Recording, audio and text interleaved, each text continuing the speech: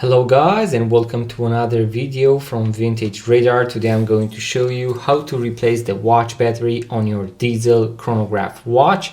This is going to be the model with the crown and the pushers on the left side, so the watch for the right hand. But if you have the pushers and the crown on the right side, you basically have the same movement and the same tutorial is going to apply. As you can see, this particular model has the snap-off back, and for this tutorial I'm going to use a bunch of watchmaker tools. I'm going to use the back case removal tool, so the case knife. You can find most of these watch tools inside the basic watchmaker toolkit. I'm going to leave a link in the description box below to all the tools, including the watch batteries. Then we are going to use a pair of tweezers. This is going to be the metallic one in order to remove the battery. And then I'm going to also use a non-metallic pair of tweezers. It can be a plastic one, a carbon one. This is going to be useful in order to maneuver the new watch battery so that we do not drain any of the energy inside.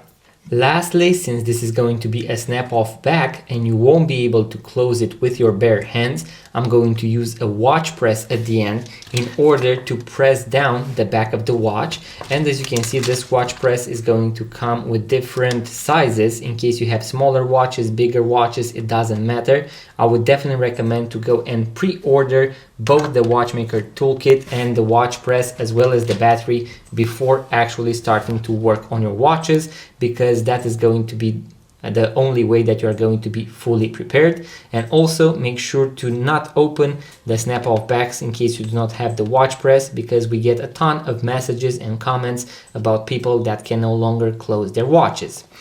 Now the first thing that we are going to do is to take the back case opener, so the case knife. Inside the basic watchmaker toolkit you are going to find this one, which is very useful as well. As you can see, we are going to use it in order to go underneath this place, and then I'm going to open the back of the watch. So when you are going to open snap-off backs, what you want to do is to take a look at the back of the watch and find a small opening, a small lift, so somewhere where the back of the watch, the back case is going to be different. As you can see, in my case it is going to be this part right here, and that is because I can actually insert my watch tool underneath the back of the watch, so the case back, and I'm going to push it upwards just like this in order to remove it. As you can see, the back was removed, and now I can have access to the watch movement inside. Now when you are going to remove the snap-off backs or the screw-down backs, sometimes this rubber gasket, so this O-ring, is going to fall. So make sure to place it back either on the case back. As you can see, it has a groove right here, and other watches are going to have a groove right here, just as, for example, Casio watches or G-Shock watches have. So now that I have removed the back of the watch, I'm going to put it right here.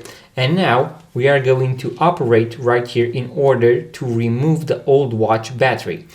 As you can see, this movement also has the plastic support. As you can see right here, the movement holder that also has the pushers. Sometimes this plastic holder is also going to have a small bit that is going to cover the watch battery. In case that is your model, I'm going to show you how to remove it. So as you can see, I'm going to lift it up from one side, and then I'm going to remove it. And as you can see, the plastic holder also has these two pushers that are going to activate in between the pusher from the outside and the movement itself. Now, if I'm going to look at the movement, I'll be able to see the watch battery, and then I will be able to move this very tiny metal piece right here to the side in order for the watch battery to be released. So let's do that. So I'm going to take one tip of the pair of tweezers, and I'm going to gently push the metallic plate to the side, and now the watch battery can easily be lifted upwards. I'm going to now go little by little in order to fully release it. As you can see right here, now I can drop it on to the, let's say, workplace, the table where you are going to do the watch battery replacement. Now, when we are going to maneuver old watch batteries, we can actually use the metallic pair of tweezers, but in case I'm going to maneuver a new watch battery, in my case, I'm going to operate with the exact same one. I'm going to use the non-metallic pair of tweezers, so a plastic one or a carbon one, Once again, link in the description box below. Here on the back of the watch battery, so on the side where we have the plus, you will be able to read a few numbers. In my case, it writes 364 or 363.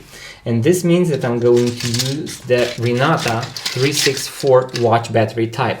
As you can see, it is also under the name of SR621, but usually when you are going to find the old watch battery, you can read the numbers and order the exact watch battery type that your watch takes. For this particular one, it is going to operate with the 364, and I'm going to leave a link in the description box below. I'm going to use the same watch battery because this is a working watch battery, and I'm going to now insert it at an angle. As you can see, we have a small metallic plate right there, and I want to go underneath it just like that. And now this other metallic plate is going to be underneath the battery, so I'm going to use once again the metallic pair of tweezers in order to pull the other metallic plate to the side. And this way I have enough place for me to push the watch battery inside. Then I can even make sure that the watch battery went all the way and that the metallic plate is going to be above the watch battery.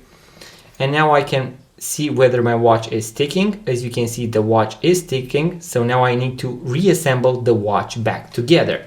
The first step is going to be to insert the plastic holder, and I'm going to first insert it right here. And at the same time, I'm going to take my metallic pair of tweezers in order to push these pushers in the opposite direction so that I can get my plastic inside. Just like that, one pusher. And I'm going to do the same on the other side as well. And then at the end, what you want to do is to make sure that the buttons right here are going to connect with the pushers. So I'm going to push them a little bit further in order to make sure that they connect.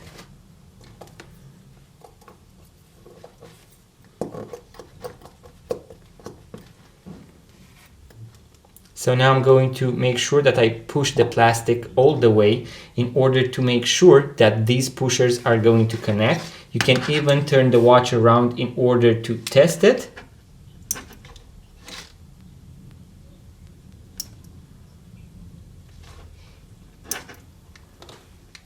As you can see, now the pusher is aligned right here. If you have the pushers on the left side, the chronograph is going to work the other way around. So I'm going to start it using the bottom pusher, as you can see right here. I'm going to pause it and I'm going to reset it from the upper pusher in this case. If you have them on the right side, the top pusher is going to start and stop the chronograph, and the bottom one is going to reset it. I'm also going to post a full guide with how to use the chronograph and also how to realign it in case it is misaligned. So make sure to check out the full guide in the description box below. Now the last step that I'm going to do is to put back the snap-off back. Once again, make sure to put the O-ring, so the gasket, in its initial position, and also if you have the option to grease it, make sure to do so. Now, as you can see, my case back has a small opening right here, and that is going to be where the crown is going to be positioned. So you should always match that small opening in the case back, so that small, let's say, hole with the crown of the watch. And also another way is to make sure that usually the writing is going to match the front of the watch. Now, in order to be able to push it, I'm going to use the watch press. And here there are going to be another few key principles that we need to follow. The first one is that we want to make sure that this plastic cap, so this ring right here, is going to only touch the case itself. So I do not want to apply any pressure onto the watch crystal because I can easily damage it, break it, make a crack in it. So you don't want that. Then you do not want the ring, so the plastic, to hit either the crown or the pushers because you are going to bend them or to break them. The third principle is that the upper plastic, so this upper ring, you want to make sure that first of all it doesn't hit the crown or the pushers because you are going to, as I mentioned, bend them. And the other thing is that you want to make sure that it touches the last part, so the exterior of the case back. If you have a smaller ring, it is going to bend the back of the watch, so the case back. If you have a too big of a ring, it is not going to press it down. And now I'm going to press down the back of the watch.